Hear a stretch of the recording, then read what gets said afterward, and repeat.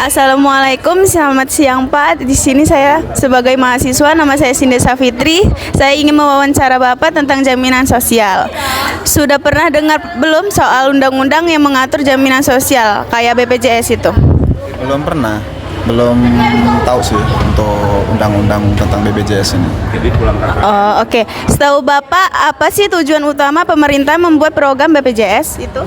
Tentunya mungkin dari pemerintah untuk salah satunya mesejahterakan masyarakat, mungkin untuk kesehatan utamanya kan.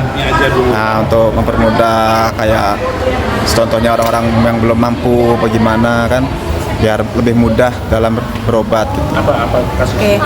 Selanjutnya, kalau ada yang bilang program BPJS itu wajib diikuti semua orang, menurut Bapak benar atau tidak?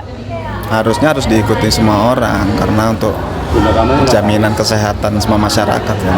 Ini menurut Bapak sebagai peserta BPJS apa saja hak-hak yang seharusnya didapatkan?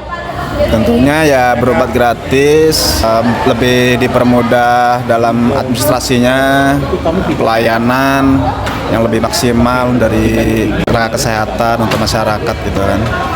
Dan ruangan-ruangan rumah sakit yang lebih nyaman, lengkap dengan fasilitasnya. Kalau ada tetangga yang tidak mampu terus tidak sanggup bayar iuran BPJS, apa yang seharusnya dilakukan pemerintah?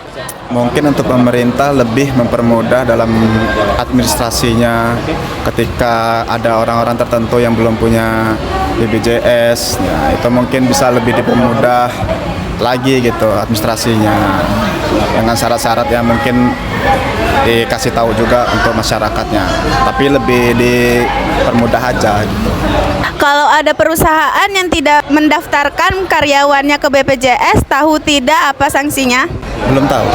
Selama ini pelaksanaan program jaminan sosial di lapangan sesuai tidak dengan aturan-aturan yang ada? Kalau untuk saya pribadi udah sesuai sih. Untuk saya ketika saya berobat, ketika saya ingin berobat, ingin periksa gitu udah sesuai lah sama di rumah sakit, di puskes gitu. Kalau di tempat Bapak sendiri, apakah jaminan sosial itu sudah diterapkan? Untuk di instansi saya sendiri, alhamdulillah sudah diterapkan dengan baik untuk jaminan kesehatannya dan karena sudah sesuai dengan peraturan-peraturan yang ada. Bagaimana cara menerapkannya?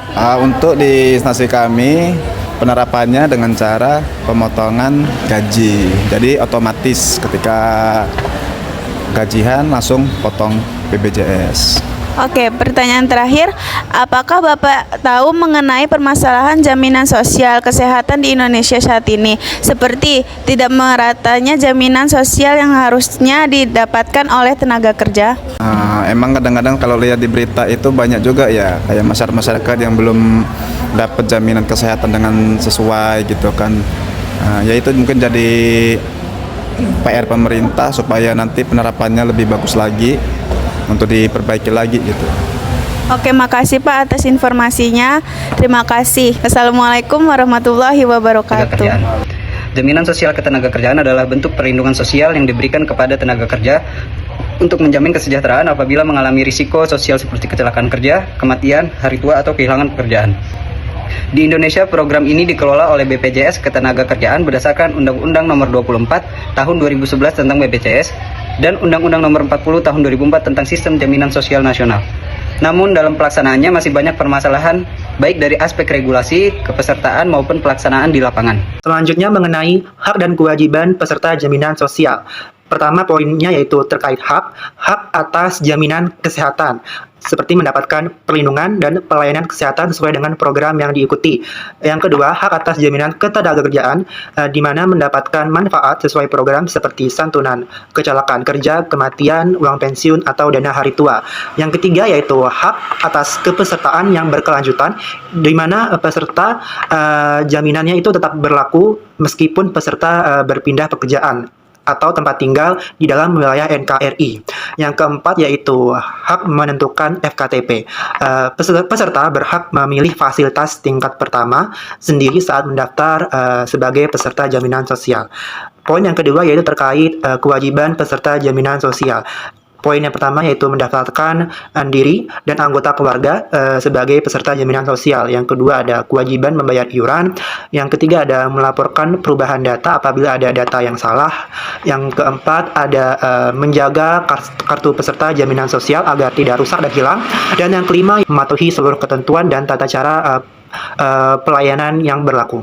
Jadi, manfaat yang diterima peserta dari jaminan sosial ketenagakerjaan itu ada 5. Yang pertama, jaminan kecelakaan kerja, yang kedua jaminan kematian, yang ketiga jaminan hari tua, yang keempat jaminan pensiun, dan yang terakhir jaminan kehilangan pekerjaan. Ini saya akan menjelaskan peran dari perusahaan dan pemerintah dalam proses pelaksanaan jaminan sosial ketenagakerjaan. Yang pertama, peran dari pemerintah yaitu bertugas membuat regulasi, mengawasi pelaksanaan, serta memberikan fasilitas dan informasi kepada masyarakat mengenai jaminan sosial ketenagakerjaan.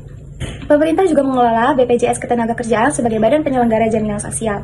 Selanjutnya, peran dari perusahaan, yaitu perusahaan berkewajiban mendaftarkan pekerjanya sebagai peserta jaminan sosial ketenagakerjaan dan juga membayar iuran tepat pada waktunya dan memberikan edukasi kepada karyawannya mengenai manfaat program tersebut dan membantu untuk mengklaim asuransi jika memang diperlukan.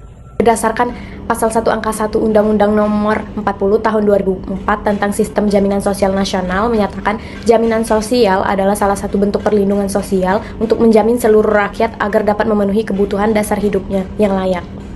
Berdasarkan Pasal 1 Angka 6 Undang-Undang Nomor 24 Tahun 2011 tentang BPJS menegaskan bahwa BPJS Ketenagakerjaan adalah badan hukum publik yang menyelenggarakan program jaminan sosial di bidang ketenagakerjaan. Mengenai tujuan jaminan sosial ketenagakerjaan. Yang pertama, melindungi tenaga kerja dari risiko-risiko pekerjaan yang dapat mengganggu pendapatan, seperti kecelakaan kerja, penyakit akibat kerja, persalinan, kehilangan pekerjaan, pensiun, dan kematian.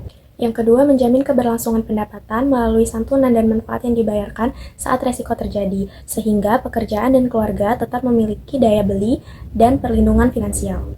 Yang ketiga, menyediakan akses layanan kesehatan seperti perlindungan sosial secara menyeluruh bagi pekerja dengan skema yang tidak hanya mencakup pekerja formal tetapi juga upaya perluasan kepesertaan untuk melindungi pekerja di sektor informal.